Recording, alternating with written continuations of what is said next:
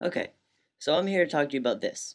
More specifically, these, and how video games can stand out as its own medium. To really get at this, I think we should first define art. What is art? The definition that I found is the expression or application of human creative skill and imagination. While taking a closer look at that definition, I think it best to compare the simplest form of art to the simplest form of video games. For example, ages ago there were cavemen who would draw on the walls. This is some of the earliest forms of expression. The cavemen would use whatever they could find to draw on the walls, and they would usually draw whatever they would see or do, whether it be cave people or hunting. In the same style, video games did the same thing.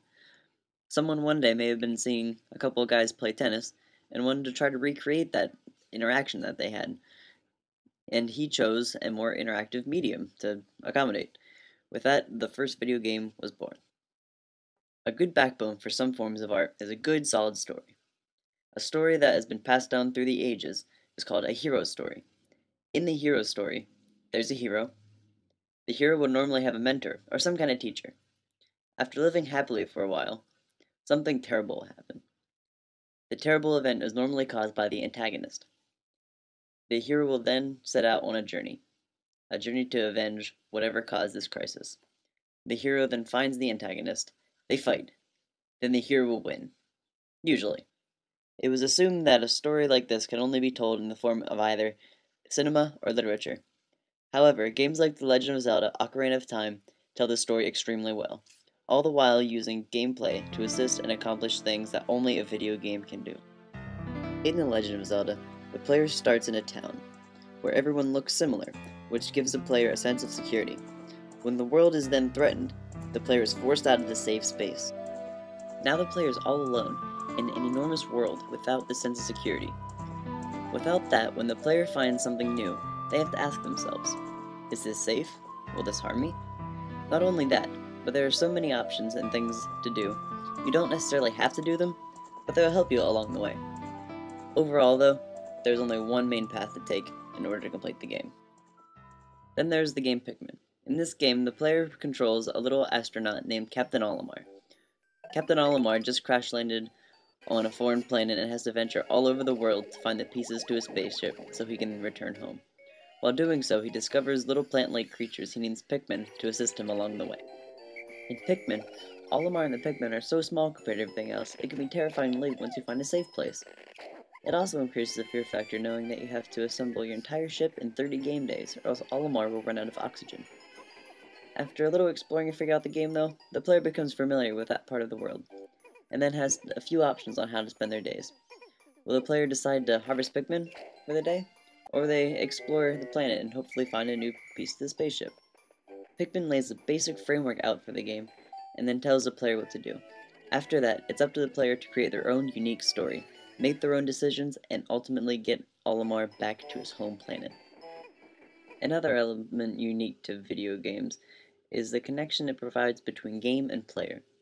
Back to Pikmin. The Pikmin themselves provide something for the player to be connected to. Even though while playing the game, the player will experience many Pikmin's deaths.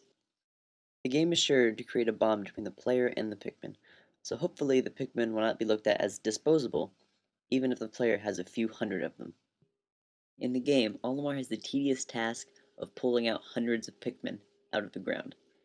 Even though it takes a while, each little Pikmin that is plucked is there to assist Olimar and has some bond with the player. When a Pikmin is plucked, it has a leaf on its head. In time, the leaf will turn into a bud, and the bud into a flower. Flower power, if you will. This is an indication of the Pikmin's power. This power is used for lifting things or fighting off enemies. Not only that, but seeing the Pikmin grow is a big element in the player's mind. When the player sees the Pikmin grow from a small leaf to a much more powerful flower, the player is more likely to have a connection to that group of Pikmin. The Pikmin can also be fed with nectar. Nectar can instantly turn a leaf Pikmin into a flower Pikmin. This not only helps the player with the gameplay, but also forms a nurturing effect on the players and their Pikmin. Next, there are a lot of types of gameplay that can help enhance a story and let the players have fun. But can a game express an idea using their mechanics alone? Can a game tell a story or raise a question? using the basic element of play?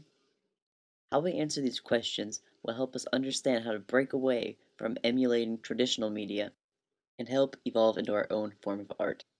The best example of this is a classic game called Missile Command.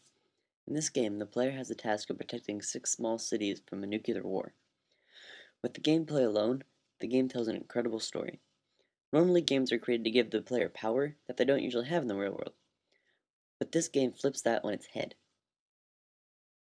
Also, most players can picture a city or a town that they know and love, and can really get the idea of what they are defending and sympathize with all the people in that city.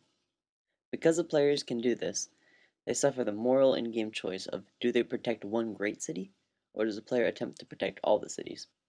Or will the player attempt to defend its bases in order to protect more cities? Do you jeopardize the few for the many, or do you sacrifice the many for the few? This game reinforces all those choices mechanically. This game leaves the player feeling respect for the real people who have to make decisions similar to this one. Graphically, the game doesn't look like much at all, but it tells an incredible story. In conclusion, video games are incredibly unique, and there is no way I could cover it all in just one presentation. Video games don't actually need characters or a story. The only requirement for a game is it to be interactive and fun.